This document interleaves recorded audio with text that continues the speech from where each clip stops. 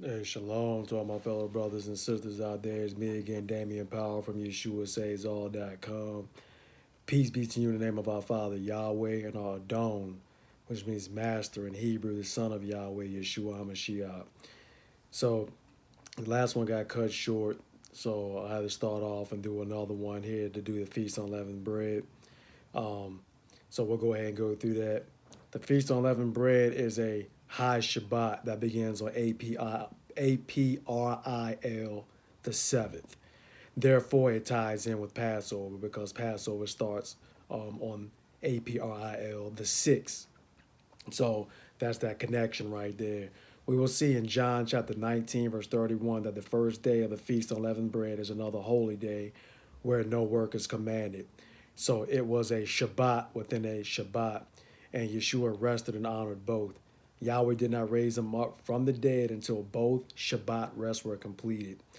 That's how awesome Elohim is. So, like I said, when people say that he rose on Sunday, all that does is further prove is that he rested on the Shabbat and wasn't raised till the first day of the week. Hallelujah. John chapter 19, verse 31. Therefore, since it was preparation that the body should not remain on the stake on the Shabbat, for that Shabbat was a high one, which means it was the first day of the Feast on Unleavened Bread, which is a no work day, but I'll discuss that in a minute. Numbers chapter 33, verse 3. So they departed from Ramses in the first month, on the 15th day of the first month, Feast on Unleavened Bread. On the morrow of the Passover, the children of Israel went out with a high hand before the eyes of all and the Mizrites. Acts chapter 20, verse 6 through 7.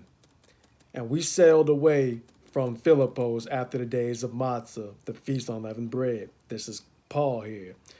And came to them at Troas in 5 days, where we stayed 7 days. And on one of the Shabbats, the disciples having gathered together to break bread, Paul, intending to depart the next day, was reasoning with them and extending the word till midnight. So, just pointing out that that Paul and those who were with him observed the Feast on Unleavened Bread, and then they did not even sail till after the Feast on Unleavened Bread was completed. So yes, Paul observed Passover and Feast on Unleavened Bread. So April the 7th through the 13th is the Feast on Unleavened Bread. For 7 days, you do not eat any leavened bread. But you're going to start with the evening of the 6th on Passover, though. The first day and the 7th day of the Feast on Unleavened Bread are no work days. So that means do no work on the 7th and no work on the 13th. All right. Yahweh tells us in Exodus chapter 12, verse 14 through 20, this is a day you are to commemorate for the generations to come, and you shall celebrate it as a festival to Yahweh, a lasting law. For 7 days you are to eat bread made without leaven. On the first day, remove the leaven from your homes. So that's April the 7th, the first day of the Feast on Unleavened Bread. Remove all leaven from your homes. For whoever eats anything with leaven in it from the first day through the 7th day must be cut off from amongst Israel. On the first day, the 7th, hold a sacred assembly, and another one on the 7th day, the 13th. Do no work at all on these days, except to prepare food for everyone to eat. That is all you may do. All right. Now, Exodus chapter 34, verse 18.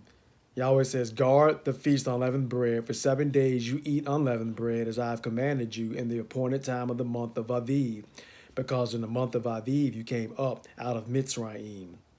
Now, Yahweh also commands us to remove all leaven from our homes on the first day of the feast, which, like I said, is the 7th, right?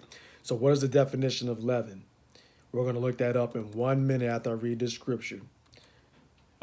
Exodus chapter 12, verse 17 through 18. Celebrate the feast of unleavened bread, because it was on this very day that I brought your divisions up out of Mitzrayim. Celebrate this day as a lasting law for the generations to come.